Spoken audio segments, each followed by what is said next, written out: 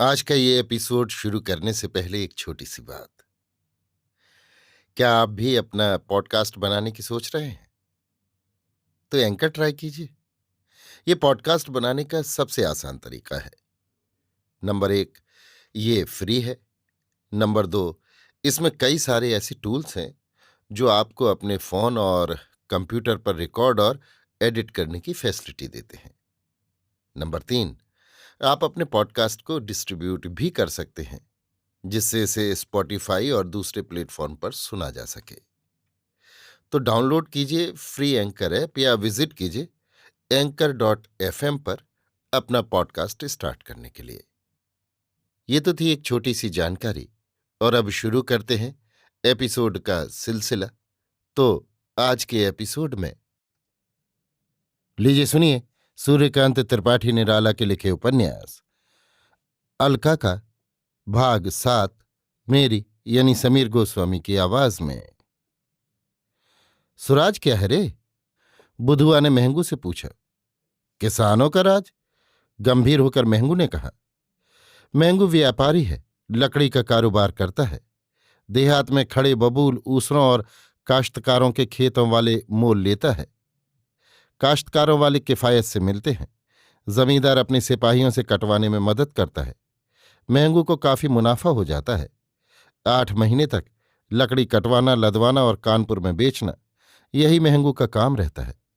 4 महीने बरसात भर ज्वार, अरहर, तिल्ली, सन, मूंग, उड़द आदि की खेती कर घर रहता। फिर क्वार में चने, और जब चनी असींच बो बवाकर कार्तिक से अपना काम शुरू करता है। गांव में शहर की खबरों का एक मुख्य रिपोर्टर, किसानों का जमींदार से मिला हुआ अभिनेता। गांव के रिश्ते में बुधुआ चचा लगता है, महंगू भतीजा। तो क्यों रे महंगू? बुधुआ ने पूछा। फिर ये जमींदार और पटवारी क्या करेंगे? झक मारेंगे और क्या करेंगे। बुधुआ कुछ समझ न सका कि ये देश में गांव में रहते हुए कैसे झक मार सकते हैं। महंगू भी गहराई तक नहीं समझता था। सुनता था जो कुछ, 25 उलट फेर के बाद खुद भी न मानता था कि ये पुलिस वाली सरकार और जमींदार लोग लगान वाला हक छोड़कर ख्वाब की तरह कैसे गायब हो जाएंगे। पर दूसरों को नेताओं की तरह समझाना उसकी आदत पड़ गई थी। बुधुआ ने डरते डरते पल के तिल मिलाते हुए धीरे से पूछा। ये कहाँ जाएंगे रे महंगू? तू तो बात पूछता है और बात की जड़ पूछता है। गंधी महारानी का प्रताप ऐसा है कि इनके साथ बंध जाएंगे और बोल बंद हो जाएगा। तब ये किसानों के तलवे चाटेंगे। महंगू अपनी दाद खुजलाने लगा। तो लगान फिर किसको दिया जाएगा? किसी को नहीं। लगान दिया गया तो सुराज कैसा? विद्यार्थी जी समझा रहे थे। अब के जब मैं कंपू गया था तब तो बड़ा अच्छा है। मैकू भी खड़ा सुन रहा था।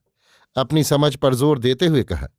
ये बूढ़ा हो गया पर समझ रत्ती भर नहीं। मैं लक्ष्मणपुर गया था। वहां बाबू साहब के घर के लड़के कह रहे थे कि तिलक महाराज कहते हैं कि जमीन रियाया की है, जमींदार को लगान न दिया जाए। सुक्खू ने सानी करना बंद कर आवेश में आकर कहा। जिसकी लाठी उसकी भैंस। अभी गांव भर के आदमी मिल जाओ, दूसरा गांव लूट लो। बड़ी बात है ना बघार, सुक्खू के भाई लक्खू ने कहा। सरकार ने तोप के बल हिंदुस्तान फतेह किया है। जवानी कैफियत से न छोड़ देगा। साले, कर देगा रिपोर्ट चौकीदार तो चूतड़ की खाल निकाल ली जाएगी। बकने दो इनको आए बाएं। अभी शेर है, जिमींदार के सामने चूहे बन जाएंगे। नहीं तो चलेगा हंटर दिल्ली वाला। महंगू ने सोचा कहीं इसने मुझे भी लपेटा तो बड़े पेंच में पड़ूंगा। फिर एक सूत न सुलझेगा। बदल कर बोला। देखो ना लक्खू भैया, तुम्हें रुई से काम, कपास का हाल क्या पूछते हो? दुनिया है, कोई किसी रंग में, कोई किसी रंग में। शहर का हाल पूछते हो, बतला दिया। नहीं, बात की जड़ पूछेंगे। नजदीक ही निकास पर वीरन पासी घर की बनाई शराब पिए अपनी चौपाल में बैठा नशे में बातचीत का मजा ले रहा था। ये 6 भाई हैं, हर एक के 2-2, 4-4, 6-6 लड़के। इनमें भी आधे से अधिक जवान। 6 भाई अलग अलग घर बनवा कर रहते हैं। रात को सबकी निगरानी होती है। मशहूर बदमाश गांव में हाथी मारकर ले आए, हजम हो जाए, पुलिस पता लगाती रह जाए। गांव भर लोभ तथा भय से इनसे सहयोग करता है। इनकी बदौलत लोधों के यहां भी चांदी के गहने हो गए। चोरी का माल चवन्नी कीमत पर बिकता है। ज्यादा सामान सोना चांदी गांव तथा पड़ोस के महाजनों के यहां दूसरे दूसरे रूप में मिलेगा। रामदीन सोनार सोना और चांदी गलाकर दूसरे ढांचे में गढ़ देता है। थानेदार और पुलिस के सिपाही ठेके से शराब नहीं खरीदते, बराबर वीरन वगैरह के यहां से चालान चौकीदार के हाथ जाता है। शक्ति संगठन कार्यकलाप सभी तरफ से गांव वाले वीरन के खानदान से डरते हैं। गांव का नेतृत्व बहुत कुछ इन्हीं के हाथ है। जमींदार भी इन्हें मानता है। बेगार हल बेड़ी भूसा रस आदि रकम सिवाय इन्हें नहीं देनी पड़ती। इनकी रात वाली आमदनी काफी रहने पर भी ये तंग दस्त रहते हैं। उधर थानेदार की निगाह बदल गई है, क्योंकि कुछ रुपए सब लोगों से केवल 600 रुपये उन्होंने मांगे थे, पर ये नहीं दे सके।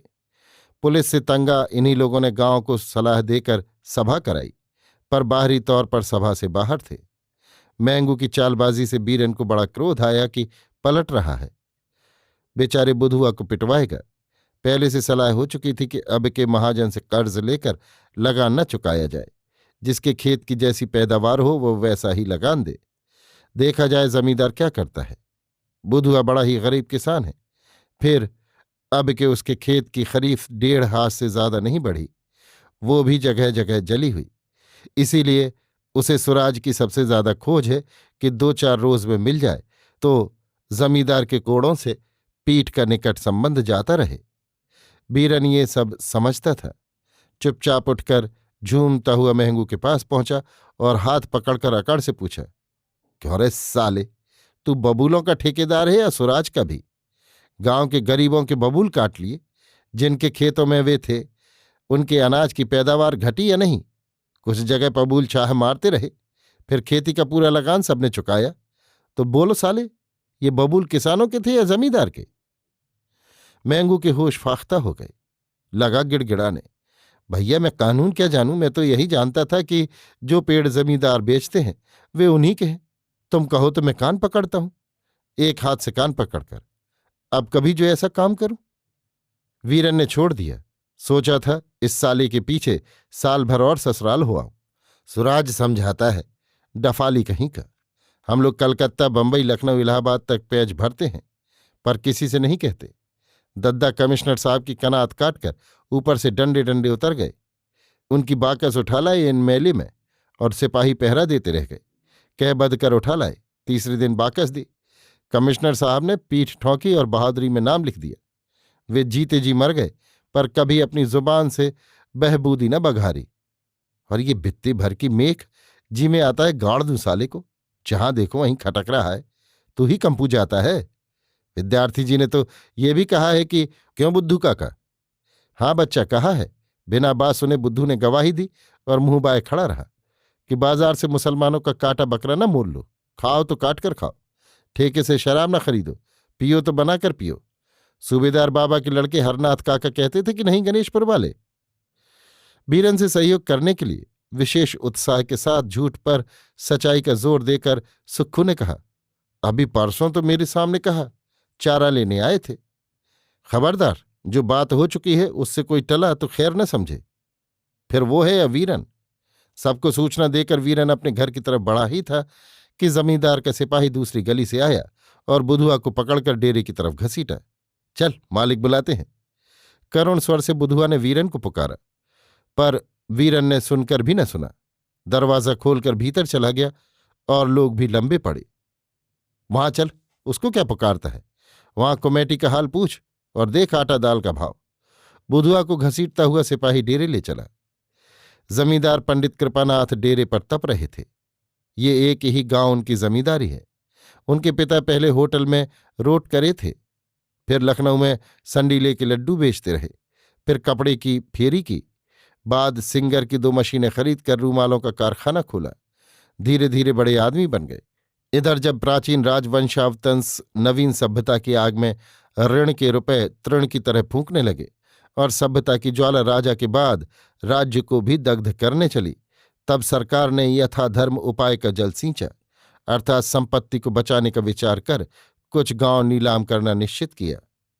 ये गांव भी नीलाम वाली नामावली में जुड़ा। उसके कई खरीददार खड़े हुए, पर कृपानाथ के पिता इस गांव के ज्यादा नजदीक थे। अर्जी में इस निकटतम संबंध का उन्होंने उल्लेख भी किया कि चूंकि दूसरे खरीदारों से वो इस गांव के ज्यादा नजदीक रहने वाले हैं, इसलिए उनका हक भी ज्यादा पहुंचता है। बड़ी सिफारिशें करवाईं, हुक्कामों की मुट्ठी भी गर्म की। अंत में 70,000 का मौजा 30,000 में उन्हें ही मिला। अब वो नहीं है, उनके पुत्र कृपानाथ जमींदार हैं। बुधवा को देखते ही कृपानाथ आग हो गए। क्यों रे, अभी परसाल के लगान वाले 2 रुपए बाकी हैं। नजर की बात नहीं, इस साल भी अधकरी का वक्त आ गया, तू देने का नाम नहीं लेता। देता है आज रुपए या मुर्गा बनाया जाए। बुधुआ इतना घबराया कि उसकी जबान बंद हो गई।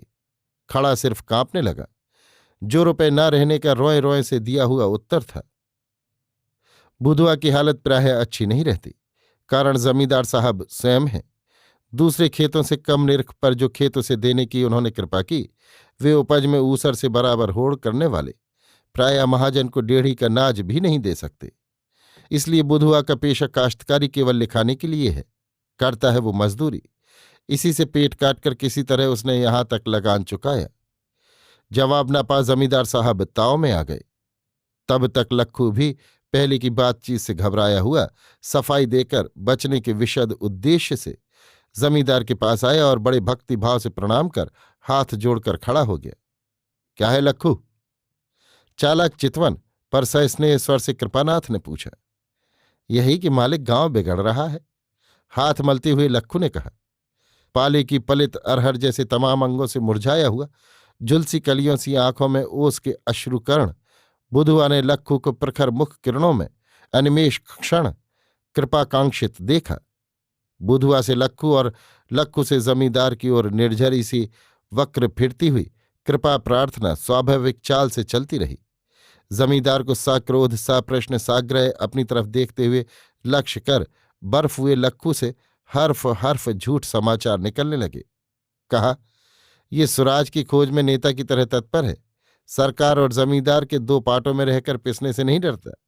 लोगों को अपनी लीक पर ले चलने को बछवे जैसा फेरता फिरता है। कहाँ से भगवान जाने इसके पास खबर आती है। अब रियाया को लगान न देना होगा, दिन भर इसी काम में तत्पर रहता है। बुधुआ कमजोर था और उससे लक्खू का कोई स्वार्थ न था, इसलिए उसने गुनाह बेलज्जत नहीं किया। पासियों के खिलाफ एक आवाज उसने नहीं उठाई। ऐसे प्रोपेगेंडा के पेच से सच्चा मतलब निकालते हुए बुधुआ को देर न लगी। अपने दरिद्र भाल पर मन ही मन कराघात कर ईश्वर स्मरण करने लगा।